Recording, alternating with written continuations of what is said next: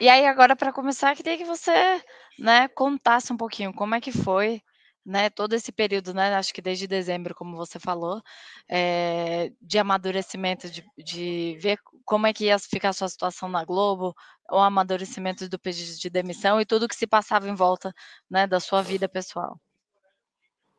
Então, Bia, foi tudo muito rápido e ao mesmo tempo. Não sei se as pessoas acompanharam, então acho que vale eu lembrar um capítulo muito difícil da minha vida. Eu perdi a minha mãe, agora em fevereiro, dia 24 de fevereiro. E durante tudo que envolve a minha carreira profissional aconteceu enquanto a gente ia recebendo as notícias de que o tratamento dela não estava surtindo efeito e que a gente poderia perder a minha mãe em alguns meses, né? Eu tenho um irmão.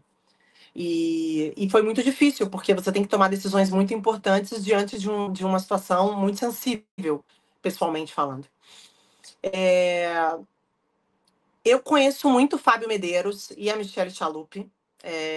O Fábio Medeiros, que trabalha na Live Mode também com a Michelle, nós trabalhamos juntos no esporte interativo. Então, esse convite começa com um papo sobre a vida, sobre família, sobre, enfim, projetos. E aí a gente começa a amadurecer a ideia de uma transição de carreira num papo totalmente informal.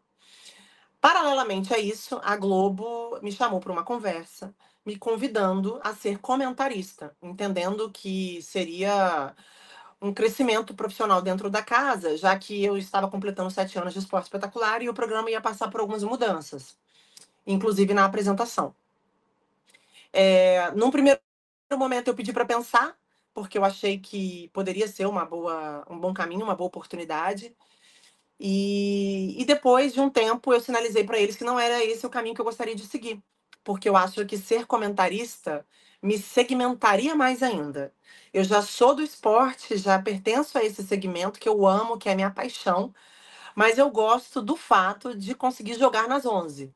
Né? Eu sou apresentadora, eu sou comentarista, eu sou repórter, eu posso sentar e escrever, como já fiz inúmeras vezes. Então, eu não gostaria de fazer essa transição de carreira que me segmentaria ainda mais. Então, eu coloquei isso na mesa. Quando eu coloquei isso na mesa, a ideia era trazer para mim novos produtos, novos programas, novas ideias. Só que a gente não chegou a um acordo. Eles iam me colocar nesse programa de domingo. Tudo que saiu a respeito de qualquer tipo de problema com qualquer pessoa do elenco é totalmente mentirosa. Eu tenho enorme respeito por aquelas pessoas. Trabalhei com o Denilson na Band, ainda falei, pô, esse programa vai ser mó resenha, né? Porque o Denilson é muito popular. Ele é muito talentoso, muito capaz. E não foi por isso. Eu participaria sim desse programa domingo à noite também. Mas depois a gente pensou em outros produtos para eu ficar à frente e não chegamos a um acordo. E eu achei muito legal o que a Casé estava trazendo para mim, né? Que era de ter um programa também domingo à noite, apresentar esse programa com a participação do Casé, com a participação de um elenco que vai sustentar essa mesa de debate também, que é um elenco que eu acredito muito, e as possibilidades de investir em projetos pessoais, que é uma coisa que eu vinha sentindo um pouco falta nos últimos anos, né? De olhar para mim, olhar para coisas que eu possa fazer. Não gostaria de falar sobre isso agora, porque está tudo muito embrionário, né? Eu vou acabar dando um passo maior do que a perna se eu trouxer algumas outras coisas que eu tenho em mente. E abracei o Fábio, abracei a Michelle, a Maria Clara Fontoura, que também é da Live Mode, é uma das minhas melhores amigas. Eu fui celebrante do casamento dela e ela trabalha na Live Mode, então brinco que ela foi meu mosquitinho. Vamos, amiga, vamos. Pô, você vai adorar, as pessoas, a casa é a sua cara, as pessoas, porra, se amarram no seu trabalho. Acho que você vai somar muito, mas vai ser muito bom pra você também. E aí eu tomei a decisão, e eu tô muito feliz, tô muito realizada, tô em paz com essa decisão e tenho certeza que juntos, eu e a Casé, a gente vai construir muita coisa que pra mim vai fazer total sentido, sabe? Profissionalmente e pessoalmente, porque nem as pessoas colocam muito na conta do profissional, né? Mas assim, tem uma parcela pessoal também dessa decisão. E eu tô feliz, tô satisfeita e ansiosa pra começar. Boa, legal. E assim, durante porque vai de dezembro até mais ou menos agora, né? Isso. Como é que foi a participação da sua família, até da sua mãe? Não sei se vocês, conversaram sobre isso e tudo mais. Eh, Como é que foi, pessoalmente isso para você também, esse amadurecimento na sua casa?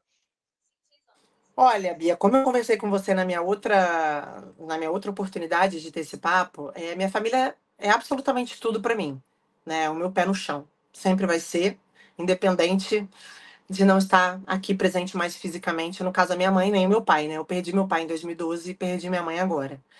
Eu conversei muito com a minha mãe. O fato de ser uma doença terminal me deu a oportunidade de me despedir dela aos poucos, o que é muito duro, muito difícil, mas ao mesmo tempo eu prefiro encarar como um privilégio. Até a fotinha dela tá aqui do meu lado.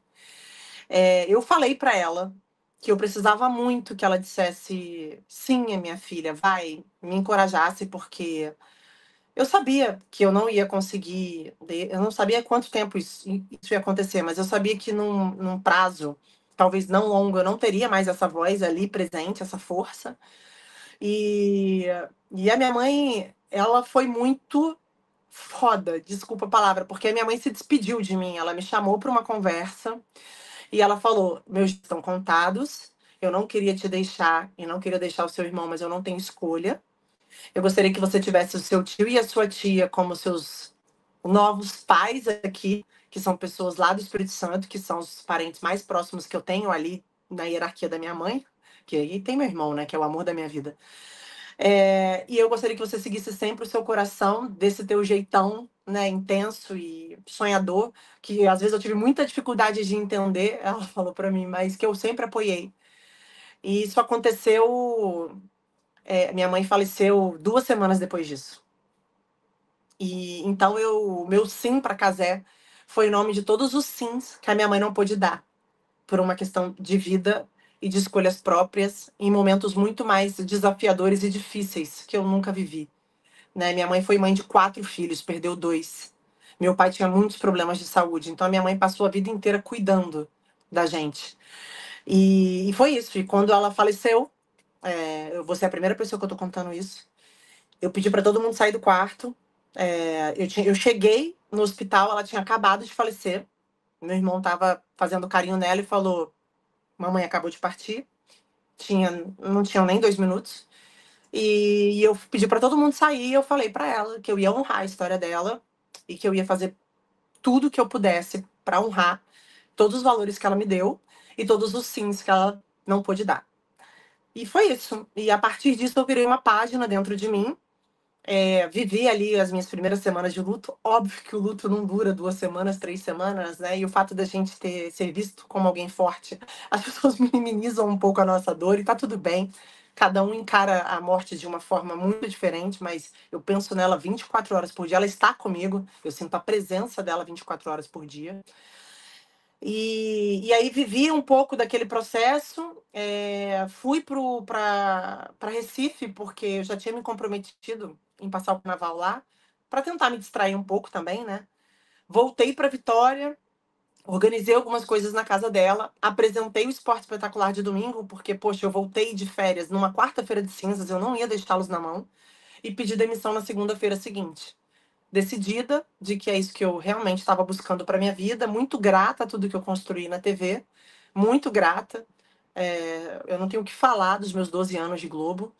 É uma empresa muito grande, mas eu cresci dentro dessa empresa muito grande. Eu cheguei uma menina e saio de lá uma mulher muito realizada pessoalmente, profissionalmente, e com o melhor dos mundos, com o sim da minha mãe, com o abraço da minha mãe, nem que seja em outro plano espiritual.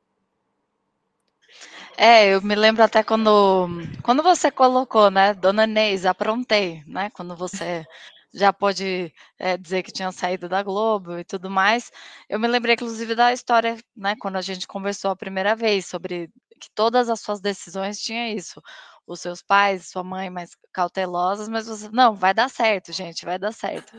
Então Exato. acho que quando eu li aquele, Dona Inês, aprontei, eu pensei um pouco nisso, foi assim com essa ideia? Tipo: "Ó, Foi aprontei, mas vai total. dar certo". Porque toda vez que eu venho trazendo alguma coisa muito nova para ela, né, ela ficava assim: "Ai, meu Deus, lá vem você". Sempre com uma coisa nova, sempre buscando novidade.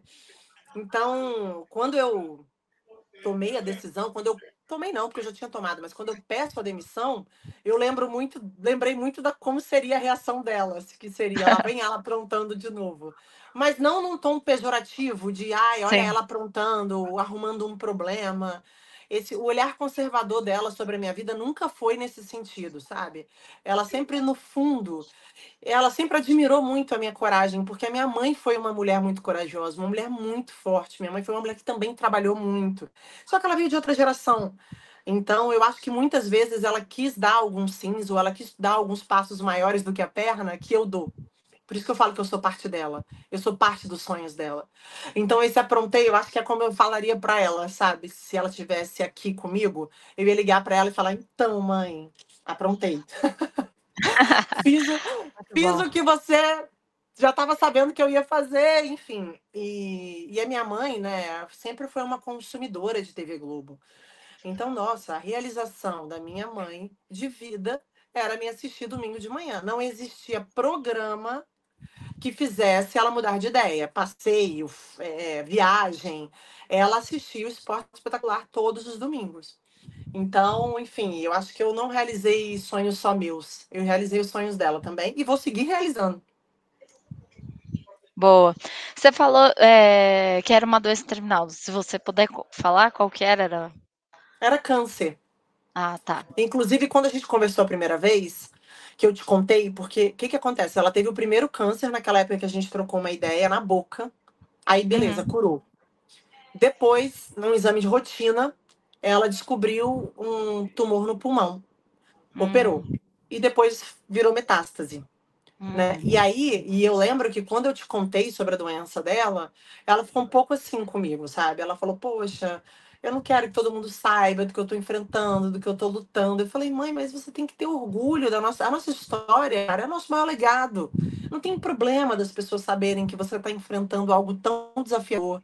Você é um exemplo, você, sabe, é um exemplo de não de força, né, porque acho que exemplo de força é uma coisa bem cansativa, mas você é exemplo de mulher, você é exemplo de uma família. Então, vamos falar sobre isso, falar sobre os nossos desafios, sobre as nossas dificuldades". Então foi isso, assim. E no fim do ano, eu estava no consultório médico, junto com meu irmão, quando a gente tomou a decisão de não seguir nenhum tratamento, porque não ia mais surtir efeito. O médico, chegou a indicar para ela uma quimioterapia muito agressiva, mas disse: "Olha, Inês, você tem poucas chances". E aí ela falou: "Olha, eu então prefiro não fazer mais nenhum tipo de tratamento". E foi a coisa mais difícil que eu ouvi em toda a minha vida, mas assim como ela sempre me apoiou nas decisões mais difíceis da minha vida, a gente também apoiou a decisão dela naquele momento, que pra gente era um atestado, né, de que perderíamos em pouco tempo. sim. É, imagino, porque você até comentou sobre a questão do luto, né, mas acho que a partir desse momento vocês já começam a amadurecer um pouco sobre isso, porque quando dão um prazo, imagino que você e seu irmão tiveram que trabalhar já isso dentro de si. Como é que vocês Muito. fizeram juntos? Olha, uma coisa que a gente fez que foi muito bonito, foi o nosso último almoço, nós 3, também muito pouco antes, assim, dela falecer. Minha mãe estava muito bem. Uhum, Assim, ela vinha muito cansada, como é fígado, né, então com pouca fome, que já é um sinal de que a pessoa tá partindo, né, assim. uhum. Mas a gente foi almoçar uma moqueca num restaurante que ela ama, e aí meu irmão virou pra ela e falou bem assim: "Mãe, o que que você tá sentindo? Que barulho é esse dentro de você?". E aí minha mãe se abriu sobre coisas muito sensíveis a respeito da vida dela, assim, muito fortes. E ali a gente se deu as mãos, assim, e ela falou que não queria que a gente sofresse, queria que a gente se apoiasse, que a gente seguisse juntos como sempre seguimos. Então eu e meu irmão, todas as vezes que a gente se falava, Bia, era muito louco, porque assim, a gente passou a gente passou a entender, a gente sofreu, mas a gente passou a entender. Então a gente compreendeu que nenhum desespero, uma tempestade em copo d'água contribuiria com aquele tempo de qualidade que a gente tinha com ela nas últimas semanas, né. Uhum. Então isso tudo foi muito, isso não diminui em nada a nossa dor, isso não nos torna melhores ou piores, mas eu acho que a gente encontrou uma força que eu nem sabia que a gente tinha, sabe. E a gente ouviu coisas muito duras do médico, porque ela interna, ela entra num estado de inconsciência, muita dificuldade de se expressar, com um pouco de confusão mental, e aí vem toda a família trazendo um componente emocional normal, que é presença, angústia, e eu e meu irmão o tempo inteiro firmes. E aí eu perguntei para o médico: "Quanto tempo minha mãe tem?". Aí ele: "Não quero falar sobre isso". Eu falei: "Doutor, eu preciso saber, eu preciso saber". Sim, Ele falou: "Olha, quadros como esse, no máximo 20 dias". E aí ela faleceu 5 dias depois. nossa, É. Mas assim, eu não sei se eu elaborei ainda tudo. Tá muito é recente, sabe. difícil. Aí eu Uhum. ainda peço demissão, mudo de emprego. É um monte de coisas de uma É vez. muita coisa, né. Então, É, não é que eu mas é esteja muito louco ocupada, mesmo isso. porque eu penso nela o tempo inteiro, assim, eu penso nela o tempo inteiro, o tempo inteiro. Sim. Mas então bora para falar um pouquinho agora dessa nova fase na Casa TV. Como é que você tá com tudo isso, com essa mudança? Como é que foi também a despedida de todos os seus amigos que você formou, né, durante tanto tempo lá na Globo? Nossa, a gente inclusive se reuniu ontem, a equipe do né, a gente teve a ideia de fazer um chopp de despedida.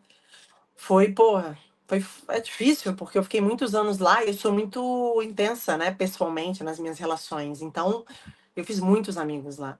Recebi muitas mensagens lindas, recebi, minha casa tá cheia de flor, recebi flores, recebi um carinho. E eu falei, caramba, eu tenho um legado profissional que é incrível, mas eu tenho um legado pessoal que é mais bonito ainda, que foi o que eu deixei nas pessoas. Então eu saio sem nenhum ruído de relacionamento ali dentro. Deixei portas abertas e fui muito feliz com o que eu construí lá, como eu te falei. E agora tô animada, né? Assim, a gente vai fazer um programa domingo à noite pós-rodada quente. Eu adoro hard, né? Eu adoro essa coisa do hard news, de pós-rodada, de debate, que é o tempo de bola. Como eu te falei, com o Cazé, que nunca trabalhei com ele, a gente se conhece de eventos que a gente já se esbarrou, mas até quero mandar uma mensagem para ele para ver se a gente senta e toma um café, para eu conhecê-lo um pouco melhor, porque é um cara que é uma unanimidade também, impressionante, não só profissionalmente, né? Mas as pessoas falam muito bem dele pessoalmente. E eu acho que agora é um momento de talvez apresentar uma outra Bárbara, sabe?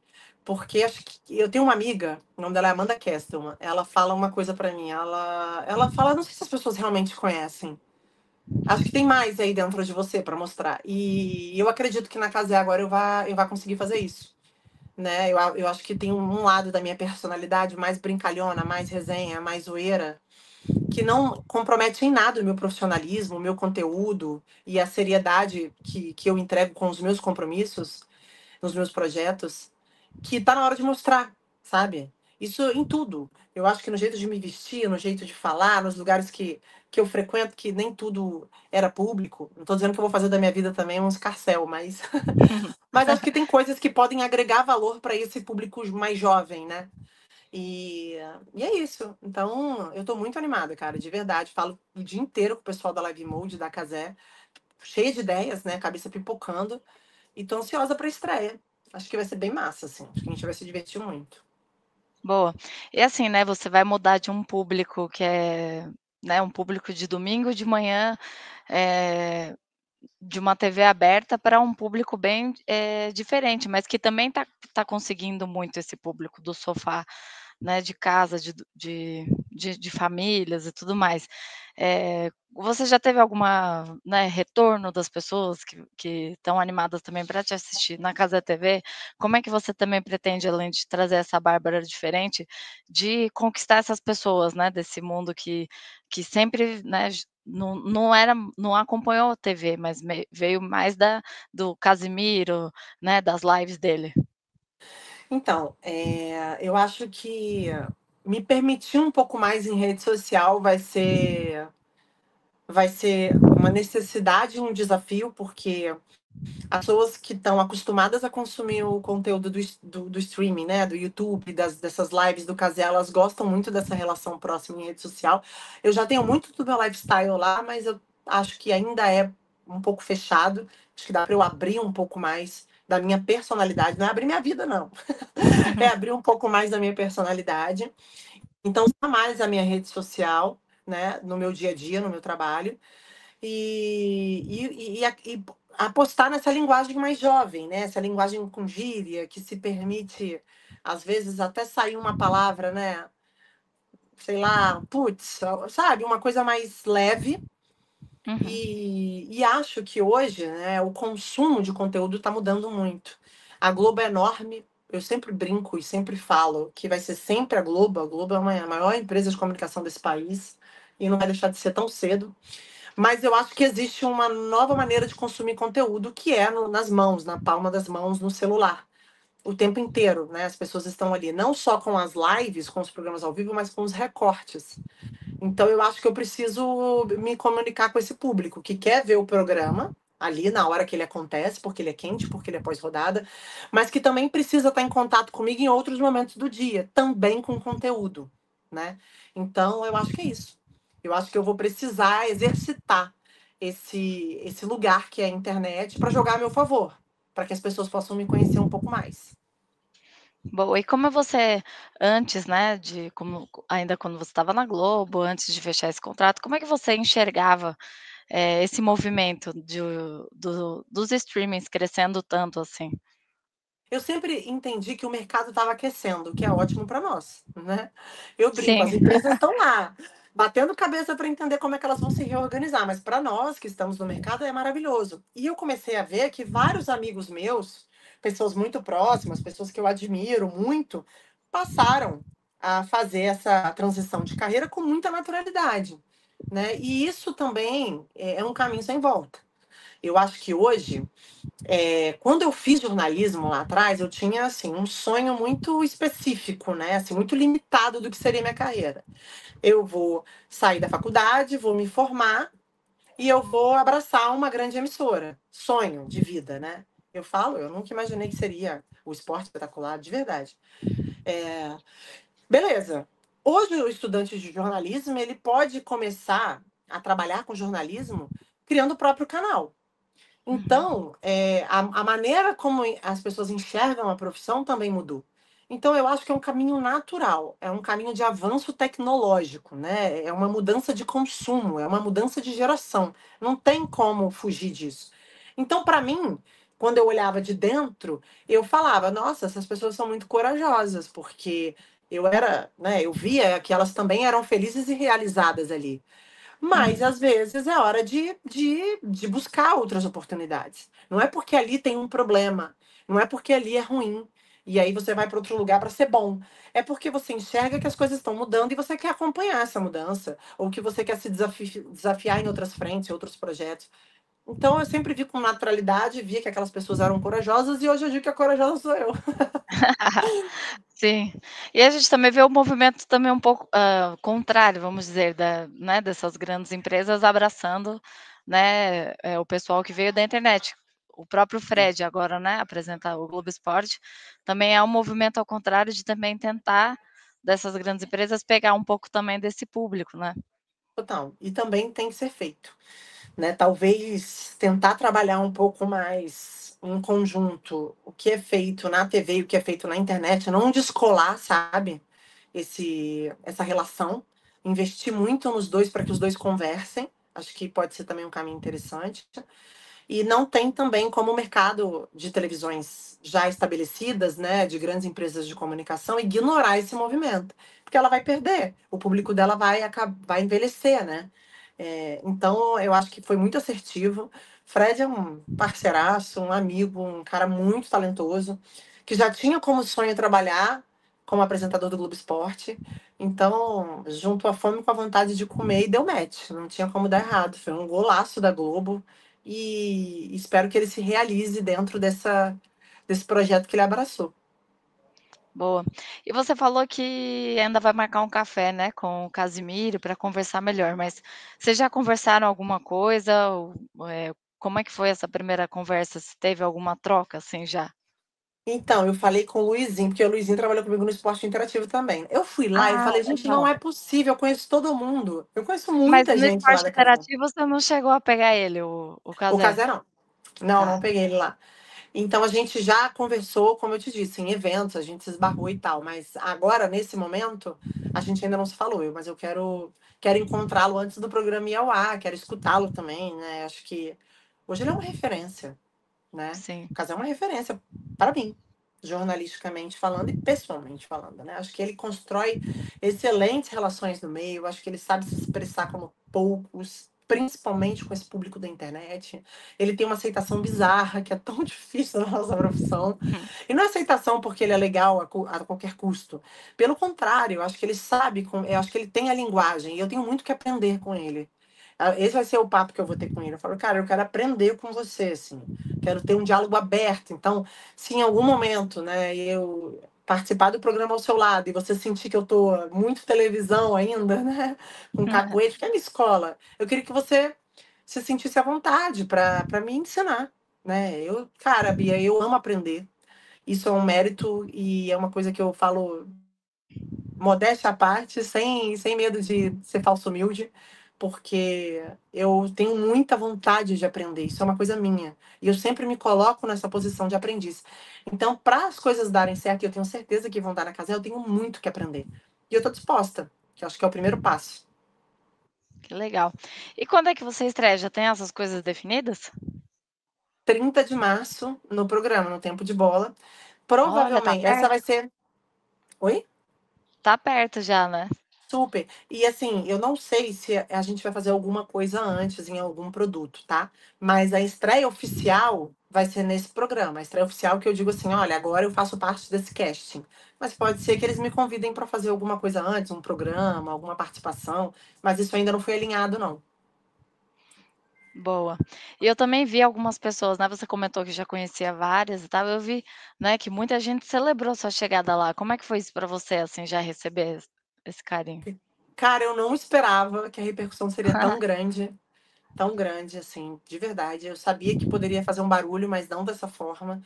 Pô, cara, as pessoas me mandando mensagem, base de seguidor subindo, assim, felizes, comemorando e falando uma coisa que pra mim é uma novidade. Você tem a cara da Cazé TV.